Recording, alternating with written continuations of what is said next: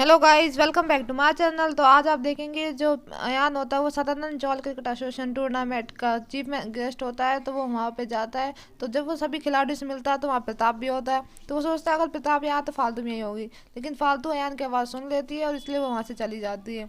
वहीं जो तनिष्का और सिड होते हैं शॉपिंग कर रहे होते हैं। तो सिड उससे किसी बात पर नाराज हो जाता है और उसके बाद में वो दोनों मान जाते हैं। वो कहते हैं कि हम अयान को सरपंच देने के लिए वहाँ चलते हैं। फिर वो जाते हैं उसके बाद, लेकिन अयान फालतू को ढूंढते ढूंढते वहाँ रोड तक पहुँच जाता है। वो कहता है कि क्या सच में तुम्हें दिखाई नहीं देता और तुम यहाँ रोड पर ऐसे क्या कर रहे हो। तो फालतू कहती है कि मैं आपके किसी भी सवाल का जवाब देना जरूरी नहीं समझती, तो आपसे मेरा कोई भी नाता नहीं है। लेकिन अयान तो मानता ही नहीं है। अयान कहता है कि तुम मुझे बताओ कि तुम्हारा पति कहाँ है और तुम ऐसे मुझसे झूठ कैसे बोल रही हो कि मुझे लगता है कि तुम्हारी आंखों की रोशनी चली गई है और तुम्हारा पति भी नहीं है। क्या उस दिन मैंने तुम्हारी मांग में सिंदूर भरा था। लेकिन फालतू बहुत ज़्यादा रूडली बिहेव करती है उन दोनों से। फालतू कहती है कि आप दोनों की मेरी ज़िंदगी में कोई दखल देने की ज़रूरत नहीं है, आप अपनी लाइफ में खुश रहो।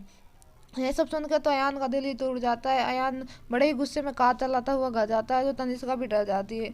उसके बाद में जो फालतू होती है ढूंढते ढूंढते उस मैदान तक पहुंच जाती है। वहाँ उसे प्रताप मिल जाता है। प्रताप उससे कहता है कि बहना वहाँ अयान जी आए थे, तुमने उसे देखा तो नहीं। जब फालतू कहते हैं कि हाँ भाई साहब उन्होंने मुझे देख लिया है। तो वो कहता है कि उसने क्या कहा। तो वो कहती है आप घर चलो, जब मैं बताऊंगी आपको।